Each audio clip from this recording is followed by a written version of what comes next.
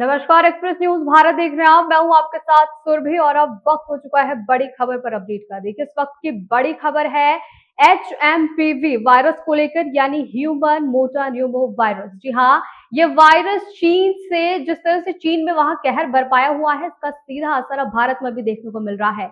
देखिए, आप वीडियो में भी यहाँ पर मेरी स्क्रीन पे साफ तौर पर देख सकते हैं कि किस तरह से चीन में इस वायरस ने किस तरह से कहर बरपा रखा है, किस तरह से वहां पर जो हॉस्पिटल्स है वहां पर किस तरह से खचाखच भरे हुए हैं। जिस तरह से देख रहे हैं कि चीन का यह वायरस अब भारत में भी कहर बरपा रहा है। अभी हाल ही में जो खबरें सामने आ रही है उसमें कह रहे हैं कि फिलहाल भारत में भी 6 से 7 इसके मरीज देखे गए हैं और वो सभी के सभी बच्चे बताए जा रहे हैं। देखिए, एक बेंगलुरु से जो हादसा सामने जो एक बच्चे की जिसमें ये वायरस पाया गया है, उसकी उम्र केवल 8 महीने बताई जा रही है। जैसे कि बताया जा रहा है कि चीन से ये वायरस सामने आ रहा है, तो ये साफ है कि जिस तरह से इसके जो सिम्टम्स देखे जा रहे हैं वो कोरोना वायरस को लेकर भी देखे जा रहे हैं। देखिए, कोविड-19 को शायद ही अभी तक कोई भूल पाया होगा। जिस तरह से लॉकडाउन लगा था उसे भी शायद कोई भूल पाया होगा। किस तरह से चीन की जब बात आती है, अब चाहे चीन की जब बात आती है, चाहे वो वॉर को लेकर हो या फिर वायरस को लेकर हो, तो उसका सीधा सीधा असर भारत पर जरूर देखने को मिलता है। जिस तरह से ये HMPV वायरस चीन से सामने आया है, उसका सीधा सीधा असर जिस तरह से भारत पर देखने को मिल रहा है।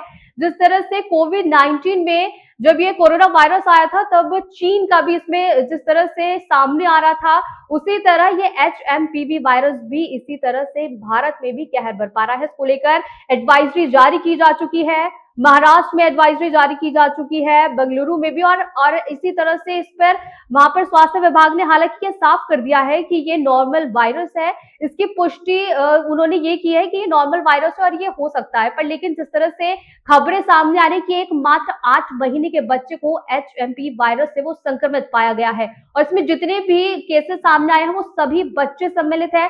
अब इस पर कई मिथ भी सामने आ रहे हैं कि क्या ये चीन के वजह से यहाँ पर यह वायरस आया। पर लेकिन अगर हम पीछे जाकर देखें, जो स्वास्थ्य विभाग ने जिस तरह से बताया है कि ये वायरस अभी का नहीं, ये कोविड-19 से भी पुराना वायरस है, यानी ये पहले से है। अब ये मिथ है कि क्या ये चाइना से ये वायरस आया है या फिर ये वायरस पुराना है। अब इस पर कई सवाल बनते हैं और इन्हीं सवालों के जवाब के साथ हमारे साथ जुड़ेंगे डॉक्टर तुषार भारद्वाज। देखिए, अब हमारे साथ मौजूद है डॉक्टर तुषार भारद्वाज। बहुत बहुत स्वागत है डॉक्टर साहब, सबसे पहले तो आपका। Thank you. देखिए डॉक्टर तुषार, मैं आपसे ये जानना चाहती हूँ कि आखिर ये HMP वायरस है क्या और इसके लक्षण क्या हैं? एक्चुअली HMPV वायरस जो हम लोग रोज सुनते आ रहे हैं, HMPV बेसिकली ह्यूमन मेटानिमोनिया वायरस है, जो एक बाकी वायरस जैसा ही होता है और ये बेसिकली एक रेस्पिरेटरी डिस्ट्रेस या रेस्पिरेटरी सिंड्रोम कॉज करता है, जिसकी वजह से पेशेंट कफ करते हैं। सिम्टम्स में पेशेंट को कफ होती है, उनको स्नीज होता है, सोर थ्रोट होता है, अलग सी बेचैनी होती है। इन सीवियर केसेस पेशेंट उस कंडीशन में पहुंचता है जिसे हाइपोक्सिया कहते हैं, SpO2 लो हो जाना और बाकी सब चीजें। देखिए डॉक्टर, जिस तरह से ये बताया जा रहा है कि अभी फिलहाल यहाँ पर जो भारत की बात की जाए, चाइना की छोड़ के अगर भारत की भी बात करें, तो यहाँ पर जितने भी केसेस आए हैं, 7 से 8 जो भी केसेस आए, उसमें सब बच्चे ही सम्मिलित हैं।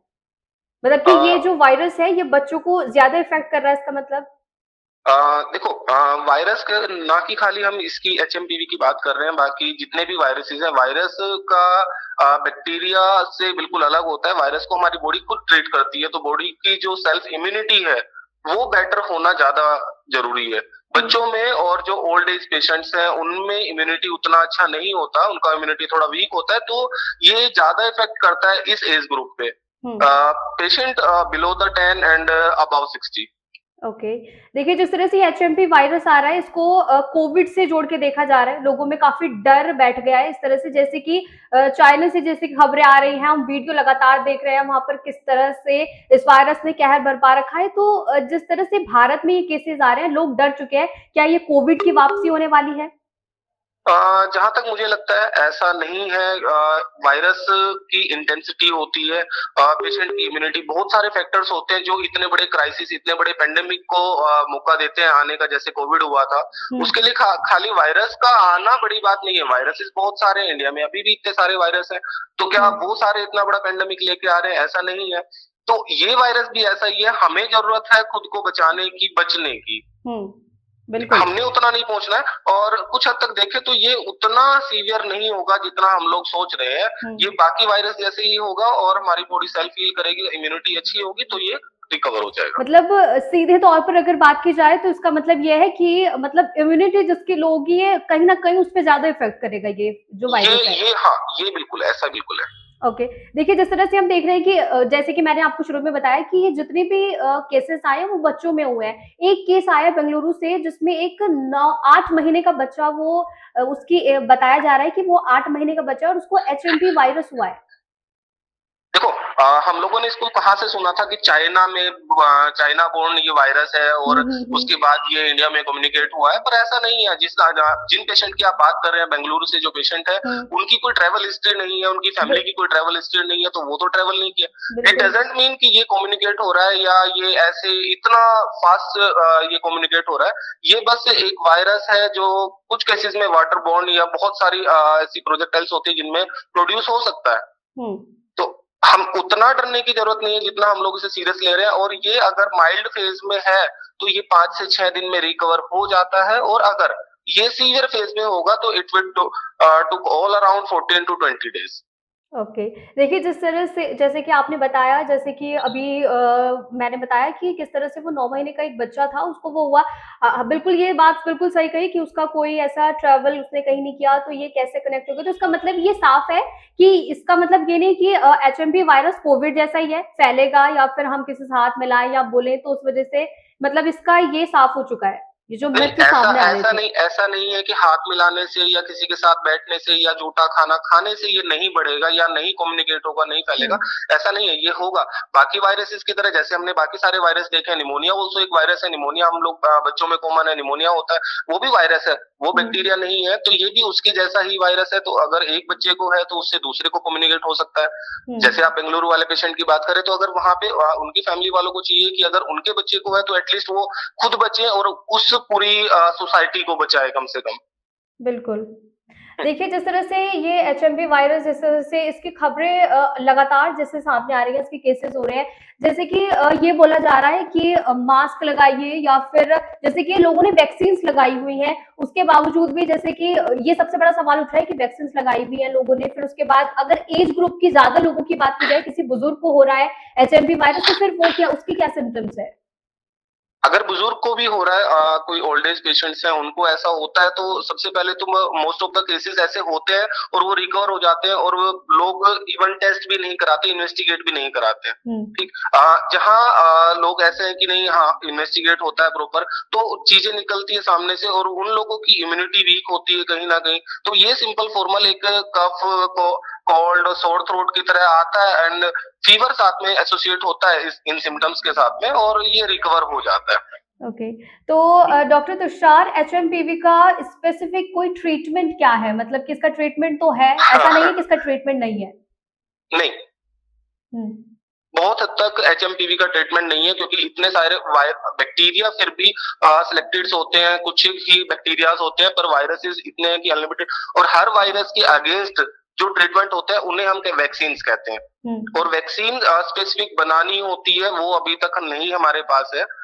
इसके लिए हमारी बॉडी के पास ट्रीटमेंट है, लेकिन हमारे पास नहीं है। ओके। ये वैसा सा है कि अगर केस ऐसा हुआ कि बॉडी नहीं उतना सपोर्ट कर पाई, नहीं खुद से सेल्फ हील कर पा रही है, तो फिर हमारे पास ट्रीटमेंट नहीं है। पर हाँ, अगर सेल्फ हील हो रहा है तो मच बेटर।